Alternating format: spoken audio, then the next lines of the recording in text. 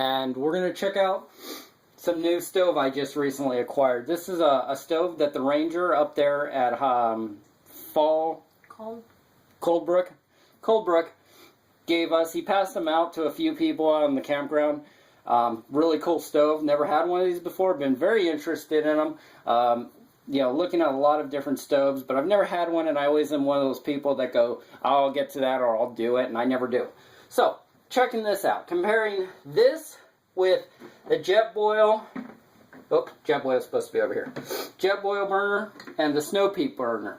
Now, there's lots of different ways of doing this. Essentially, this is the same as this. This may give you a couple more capabilities than this, but essentially these two systems are the same.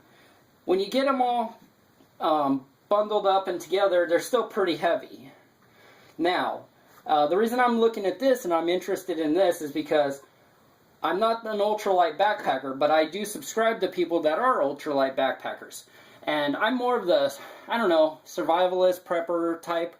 That's always been my school of thought. But I think, there's a lot to be learned from these ultralight guys and these bushcrafters and these backpackers. Even though sometimes their philosophies don't match up with ours, but there's a lot to be learned as far as gear goes. This would have been typically the way I would have carried stuff if I was going to hike. This would have been the way I would typically carry stuff if I was going to hike, or I'd take it in my Jeep. I've learned that, so far, these burners are very heavy. This is really light. So let's do a comparison real quick, and I'll show you just how heavy these burners are. This is the Jetboil burner, and technically, you need a pot stand for this. So, we will throw the pot stand on it to, make it the equivalent of the, what am I trying to say? Evidently my thing doesn't want to work now. Anyways, it just needs to be on there just to do the weight. Okay, 4.9 ounces. That's not very heavy, but as we all know, that ounces equals pounds, and pounds equals pain. And, we're trying to go as light as possible here. Now this has the pot stand already incorporated with it, so we'll throw this on here. This also has an auto igniter. 3.6 ounces. So, that's lighter than this. That's why I say it's got a couple more capabilities. But, let's look at the alcohol stove. 2 ounces. So, actually I take that back. It's not even 2 ounces, it's 0.2 ounces. So, that is a significant difference from this to this. Granted, if I absolutely had to depend on something, I would probably go with something like this or the Jetboil. That's the way I look at it. But if I had, I'm very interested in looking at more of these. I've never used them, so I want to learn more about them. So let me go ahead and move our scale, and we're going to light it up for you and see how it does. Now, when I did this test with the 91% isopropylene alcohol, nice. I'm a pro. Only pros can do that. It did basically, it set it up the bottom of my pan. It worked, but it was a very yellow flame, and it set it up the bottom of my pan. This is also a fire striker that Little Prowler won out of Alan's from the Friendly Swede on YouTube. The little thing. So Oscar Little Prowler won that. I'm gonna try to do this without knocking it over. The last few times I've done this, I've knocked it over. There we go. Lucked out on that one. Okay, now essentially from what I understand is you let this boil a little. So, or let it heat up the alcohol so I guess it'll bloom. Now, or alcohol or whatever this heat is. Now, from what I understand, this is supposed to be clean burning. Now, obviously, it's giving off some kind of, you shouldn't do this in an enclosed room or, in a car or something, but under a vestibule in a tent might work, depending on how high it is from your vestibule, and you don't want to burn it like I did once. But it's all part of learning, so, excuse me. Okay, I don't know if you guys can see it, but it's starting to bubble up here. You guys can probably just see it a little bit on the camera. Let me see if I can zoom you in here. There you go. If you look right there in the corner, right there, you can see it starting to bubble.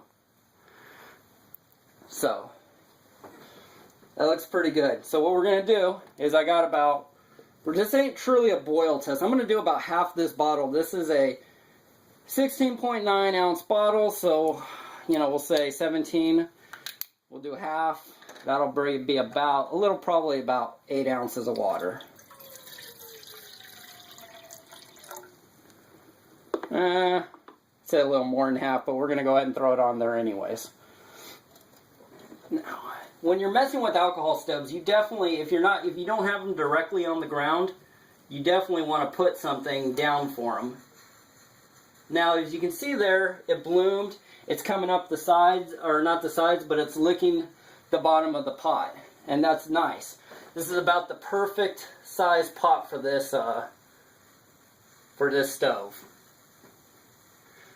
So I'll bring you down here, and you can see how it's doing. Okay, let me try to move you guys as gingerly as possible without making too much ooh, tripod action. Yeah, so I got a new tripod and I got a new phone holder for my cell phone, so that's pretty cool. But don't think this is going to be the way it always is. I'm still going to have my shaky videos. Just when I get to do a video in the house, you know, this is pretty cool. So, like I said, if you got a few minutes, but wow, that's already actually getting pretty warm. So, if you have, you know, you want to be in a hurry and get something done, use the Jetboil. If you got a few minutes and you're trying to conserve on weight, this alcohol stove looks like it's going to work. I'm going to try it with my new fry pan, my REI 8-inch fry pan, see if we can do some eggs on it. Not today, but another time.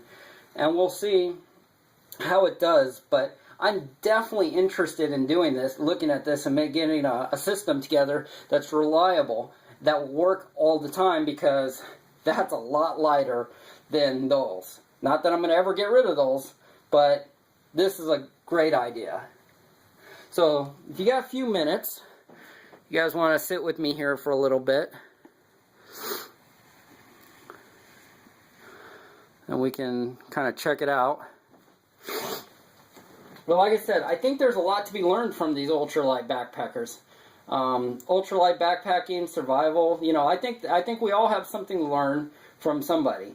And, you know, me being a complete novice to the whole thing, I'm open to suggestions, I'm open to ideas, and I like, you know, knowing different ways of doing the same thing. Just because, you know, you may depend on one way and find out that's not going to work. And you may have to do it another way. So, that's why. Wow, we're getting some bubbles here in the bottom. So we're looking at, this is about 1 cup of water. And we're already getting some bubbles here. So in the few minutes that I've been yapping at you guys, I'll bring you, let me see if I can bring you guys over here without shaking the tripod up too much. But I think you definitely, this has something in the prepping world. It has something in the, you know, backpacking world, the camping world, you know, survivalist, bushcraft, you know, all that.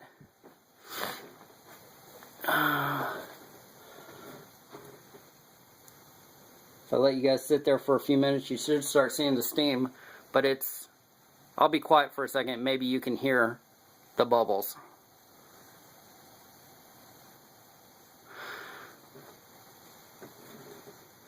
Wow, I cannot believe how fast that is.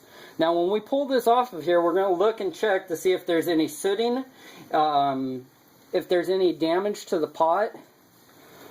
This isn't exactly super stable, so that's another thing you want to definitely look at. Oh, wait, listen. And also, you'd probably get a faster burn if I would have thrown the lid on, but I didn't throw the lid on. Now, you're obviously going to want to maybe invest in some kind of windscreen, like maybe some aluminum foil on the sides, so you can direct that heat instead of out, you can direct it up and block off the wind from, you know, messing with your pot or your flame. Wow, that's incredible. That is really cool. Check that out, babe. Oh, here it's loud. Yeah, it's going. That is really cool, guys. So just on a few, maybe a few ounces of this heat, and this is only probably 1 cup of water. I'll show you about how much water I used here. You look at the bottle. Comes out to right about there. But I'm definitely impressed, and I'm going to be looking more into this. This may be something completely simple that you've all known about, but to me it's kind of like, I knew about it, I just never got to use one. And this is a great way. This is great right here. So this actually might go on some trips with me just because I want to see how it does out in the field, how I have to deal with it, you know, how it works. Wow, you see that, guys? That flame is going. Let's check out the bottom of the pot here without dumping hot water on everything. I'll lift you guys up here.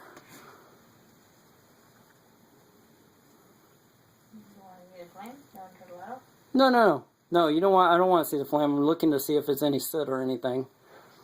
I don't know if you guys can tell, but there's absolutely 100% clean. It is clean.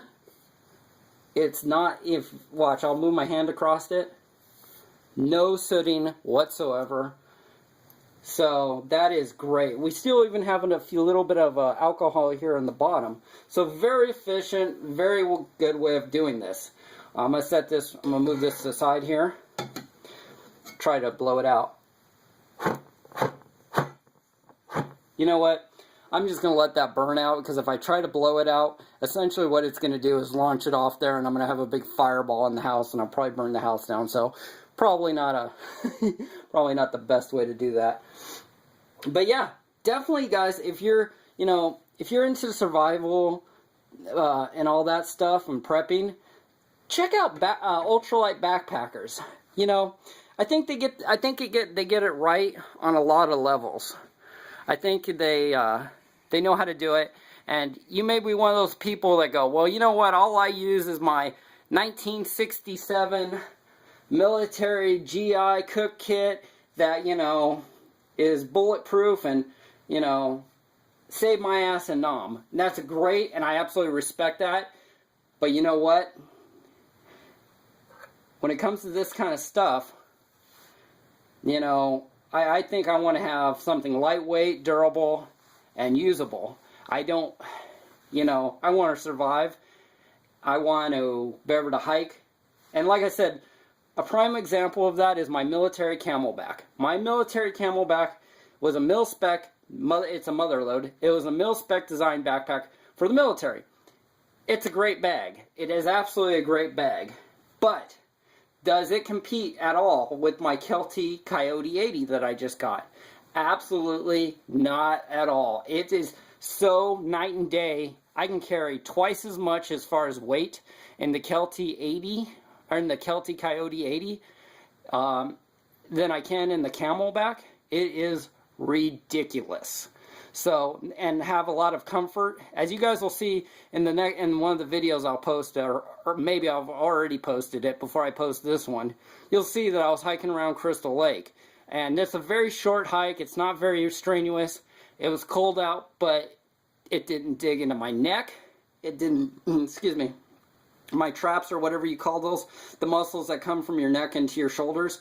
It didn't dig into that. It was super comfortable. So, we're actually looking at a new backpack for my wife. But that's it.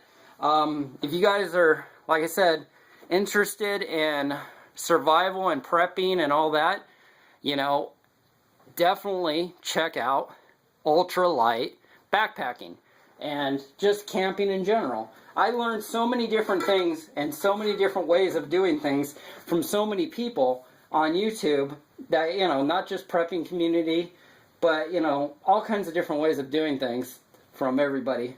It's great. Now, I want to address, I think, Ontario man. Ontario man. Sorry, dude, I haven't done an EDC video on my security stuff. I'm not really doing a whole lot of patrolling as far as housing patrol and stuff like that. I kind of got strapped down to only one job now. I used to have two.